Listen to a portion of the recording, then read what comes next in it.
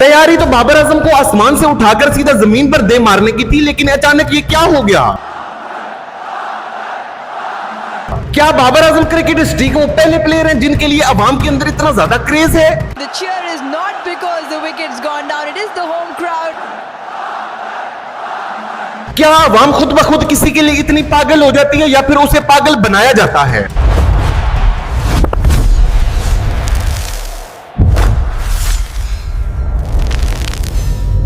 अस्सलामुअलैकुम। पाकिस्तान और south Africa के दरमियान 3 मैचेस की T20 सीरीज 1 नवंबर को वाइंड अप हो गई।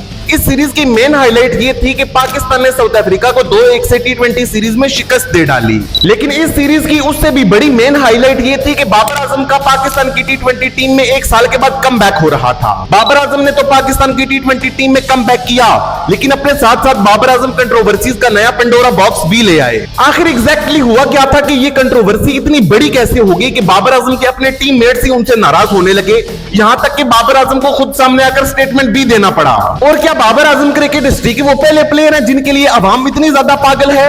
और क्या अवाम खुद ब खुद किसी प्लेयर के लिए पागल हो जाती है या फिर अवाम को जबरदस्ती पागल बनाया जाता है? आइए समझते हैं। अब इस कंट्रोवर्सी की शुरुआत होती है जब Pakistan versus South Africa second test match में शान मसूद की विकेट गिरती है। अब शान मसूद की विकेट गिरने पर उसूलन तो पाकिस्तानी क्राउड को दुखी और रंजीदा होना चाहिए, लेकिन पाकिस्तानी क्राउड इसके बिल्कुल उलट काम करता है और खुशी मनाना शुरू कर देता है।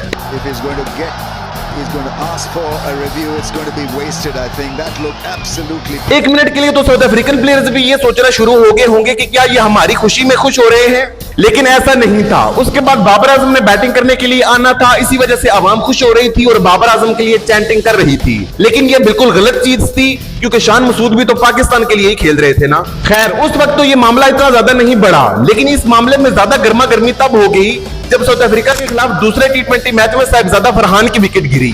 साहिबजादा फरहान की विकेट गिरते ही पाकिस्तानी अवाम ने एक दफा फिर शोर मचाना शुरू कर दिया और बचाए कि वो दुखी और रंजीदा हो, उन्होंने खुशी में नारे लगाना शुरू कर दिए। और वो नारे एक दफा फिर उसी खुशी में ही थे कि साहिबजादा फरहान आउट हुए हैं और उनके बाद बाबर आजम बैटिंग करने के लिए आएंगे।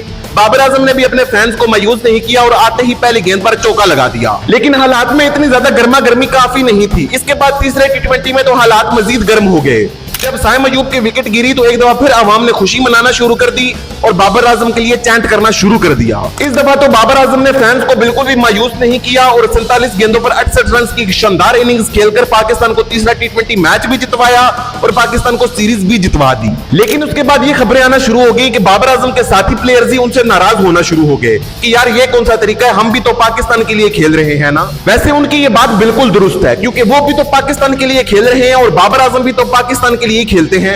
अवाम का ये तरीका बिल्कुल गलत है कि अगर कोई पाकिस्तानी प्लेयर आउट होता है तो उसके बाद अवाम खुशी मनाना शुरू कर देती है। और हालात तो इतने ज्यादा गर्म हो गए कि इसके बाद बाबर आजम को खुद सामने आकर स्टेटमेंट देना पड़ी।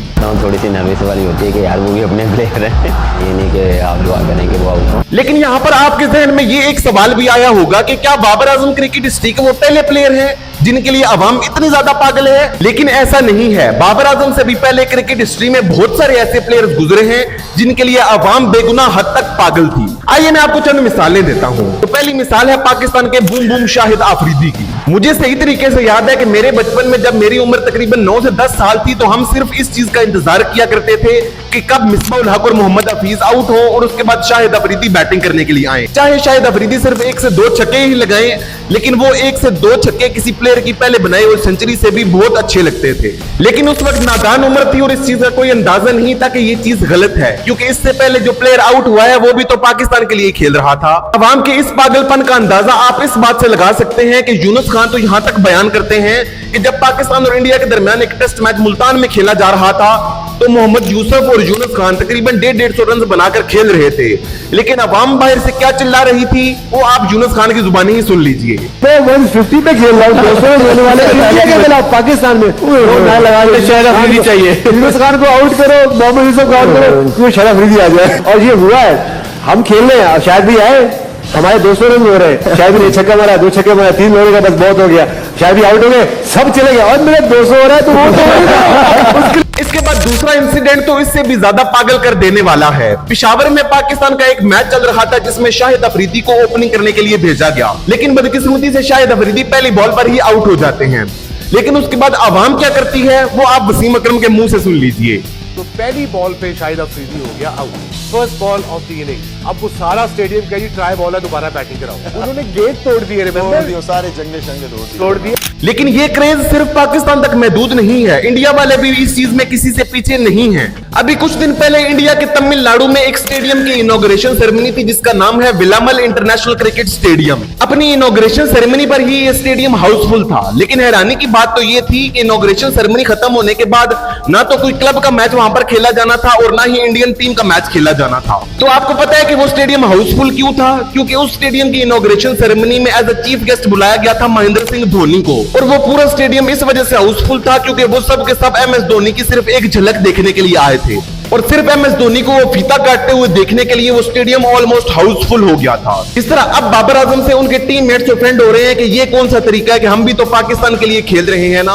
लेकिन ऐसा वाकया ऋषभ पंत के साथ भी हो चुका है। ऋषभ पंत ये बताते हैं कि मोहाली में एक टेस्ट मैच चल रहा था जिसके दौरान उनसे एक स्टंपिंग मिस हो गई, तो उसके बाद क्राउड ने क्या चिल्लाना शुरू कर दिया और उसके बाद ऋषभ पंत की क्या हालत हुई वो आप ऋषभ पंत की जुबानी ही सुन लीजिए। एक स्टंपिंग मिस हुई मेरे से मोहाली में, and everybody started chanting Dhoni Dhoni करके। I used to feel bad, I used to go back and cry in my room। तो मैं ऐसे सोचता यार 20-21 साल का हूँ यार, सांस नहीं आ रही कि यार इतना प्रेशर हो गया है कि यार कैसे करें। मैंने कहा भैया लेजेंड बन गए आप, सारा प्रेशर मुझे दे गए अपना, ये तो नाइंसाफी है। लेकिन अवाम का ये क्रेज सिर्फ एमएस धोनी और शाहिद अफरीदी और बाबर आजम तक महदूद नहीं है। यहाँ तक कि दूसरे प्लेयर्स जैसे कि विराट कोहली और रोहित शर्मा अगर ये कोई डोमेस्टिक टूर्नामेंट का मैच खेलने के लिए चले जाएं तो वहां पर भी स्टेडियम हाउसफुल हो जाता है। अपने फेवरेट प्लेयर्स को देखने के लिए स्टेडियम फुल कर देना बहुत अच्छी बात है, लेकिन जैसे ही वो फेवरेट प्लेयर आउट होता है उसके बाद स्टेडियम को खाली कर देना ये बहुत बुरी बात है। हमने ये तो जान लिया कि बाबर आजम, शाहिद अफरीदी, एमएस धोनी, विराट कोहली और रोहित शर्मा जैसे प्लेयर्स का अवाम के अंदर कितना ज्यादा क्रेज है, लेकिन क्या आपने कभी ये सोचा है कि ये क्रेज खुद ब खुद बिल्ड हो जाता है या फिर इसे आर्टिफिशियली बिल्ड किया जाता है? अवाम के अंदर किसी भी प्लेयर का इतना ज्यादा क्रेज होने के पीछे कुछ रीजंस होती हैं। आइए एक एक करके मैं आपको वो रीजंस बताता हूं। तो सबसे पहली रीजन है emotional attachment and hero worship. आपको याद होगा कि ओडीआई वर्ल्ड कप 2007 में जब इंडिया को बांग्लादेश के हाथों शिकस्त हुई थी तो उसके बाद इंडियन टीम को बहुत ज्यादा ट्रोल किया गया था, लेकिन उसके बाद T20 वर्ल्ड कप 2007 खेला जाना था जिसके लिए इंडिया की बिल्कुल यंग टीम को भेजा गया और इस टीम का कैप्टन बनाया गया एमएस धोनी को। एमएस धोनी की खुशकिस्मती ये रही कि इंडिया वो T20 वर्ल्ड कप 2007 जीत गया और एमएस धोनी की बल्ले बल्ले हो गई। उसके बाद ओडीआई वर्ल्ड कप 2011 और चैंपियंस ट्रॉफी 2013 की जीत ने तो सोने पर सुहागे का काम कर दिया। उसके बाद एमएस धोनी इंडियन अवाम के लिए एक भगवान जैसे हो गए थे। लोगों ने इंडियन टीम का मसीहा, एक ग्रेट फिनिशर और एक ग्रेट प्लेयर की नजर से देखने लगे थे, इसलिए अवाम के अंदर उनका क्रेज इतना ज्यादा बढ़ गया था। दूसरी जानब जब साल 2015 में बाबर आजम ने पाकिस्तान के लिए अपना डेब्यू किया था तो उस वक्त पाकिस्तानी टीम में कोई बड़े प्लेयर्स मौजूद नहीं थे। मिसबाह-उल हक, यूनुस खान और शाहिद अफरीदी पाकिस्तानी टीम से रिटायर हो चुके थे और उसके बाद पाकिस्तानी टीम में कोई ऐसा कंसिस्टेंट प्लेयर भी मौजूद नहीं था जो हर मैच में रन्स कर सके। तो यहां पर आकर बाबर आजम ने अपनी जगह बनाई, हर मैच में रन्स किए और पाकिस्तानी टीम के हीरो बन गए। और उसके बाद चैंपियंस ट्रॉफी 2017 की जीत ने तो सोने पर सुहागे का काम कर दिया और बाबर आजम की पॉपुलैरिटी जमीन से आसमान पर पहुंच गई। और उसके बाद भी बाबर आजम ने पाकिस्तान के लिए बहुत सारी ऐसी इनिंग्स खेली जिसके बाद बाबर आजम पाकिस्तानी अवाम के लिए एक हीरो बन गए और आज इसी वजह से अवाम के अंदर उनका इतना ज्यादा क्रेज है। इसके बाद दूसरी और मेरे ख्याल से सबसे बड़ी वजह है मीडिया ब्रांडिंग एंड मार्केटिंग। आपने बार बार हर न्यूज चैनल और हर सोशल मीडिया प्लेटफॉर्म पर यह सुना होगा कि एमएस धोनी ने इंडिया को ओडीआई वर्ल्ड कप 2011 जितवाया। ये सब सुनने के बाद गौतम गंभीर कई दफा ऑफेंड हो चुके हैं और कई दफा वो मीडिया पर आकर स्टेटमेंट भी दे चुके हैं कि एमएस धोनी ने इंडिया को वर्ल्ड कप नहीं जितवाया बल्कि पूरी इंडियन टीम ने इंडिया को वर्ल्ड कप जितवाया था। 2011 में I am sure Yuvraj Singh से ज़्यादा कंट्रीब्यूशन किसी का नहीं था। 2007 वर्ल्ड कप में युवराज सिंह से ज़्यादा कंट्रीब्यूशन किसी का नहीं था। युवराज सिंह का जो कंट्रीब्यूशन था लेकिन उनको भी उतना क्रेडिट नहीं मिला, सारा क्रेडिट एमएस धोनी को मिला। लेकिन युवराज सिंह की कंट्रीब्यूशन के बिना मुझे नहीं लगता हिंदुस्तान कभी सेमीफाइनल या फाइनल तक भी पहुंच पाता। यही चीज होती है मीडिया ब्रांडिंग और मार्केटिंग कि एक प्लेयर की तस्वीर बार बार अवाम को न्यूज चैनल्स, अखबारों और सोशल मीडिया पर दिखाई जाती है कि उस प्लेयर की तस्वीर अवाम के अंदर छप जाए और अवाम उस प्लेयर के लिए पागल हो जाए और उसी को ही अपना सब कुछ मान ले। ऐसा ही कुछ बाबर आजम के साथ भी होता है। आज अगर कोई पाकिस्तानी प्लेयर सबसे ज्यादा एड्स पाकिस्तानी टीम में से करता है तो वो बाबर आजम ही है। इसी वजह से जब बाबर आजम की तस्वीर बार बार पाकिस्तानी अवाम को न्यूज चैनल्स, दूसरे टीवी चैनल्स और सोशल मीडिया प्लेटफॉर्म्स पर दिखाई जाती है तो पाकिस्तानी अवाम को लगता है कि हाँ ये कोई है जो हमारी क्रिकेट को सेव कर सकता है। उसके बाद आपने ये भी देखा होगा कि जैसे ही बाबर आजम कोई सेंचुरी स्कोर करते हैं या कोई बड़ी इनिंग्स खेलते हैं तो उसके बाद उस इनिंग्स की हाइलाइट्स को भी काटा जाता है। बाबर आजम की सेलिब्रेशन मोमेंट्स की अलग से वीडियो बनाकर टिकटॉक और दूसरे सोशल मीडिया प्लेटफॉर्म्स पर अपलोड की जाती है, पीछे इमोशनल सा गाना लगाकर, और इसी के थ्रू ही बाबर आजम की तस्वीर को चिपका दिया जाता है पाकिस्तानी अवाम के दिमाग के अंदर कि वो बाबर आजम को ही अपना सब कुछ मान लें और इसी वजह से दूसरे प्लेयर्स को निग्लेक्ट करते हैं। वैसे आपकी इस बारे में क्या राय है, मुझे कमेंट्स में जरूर बताइएगा। So that's it for the day.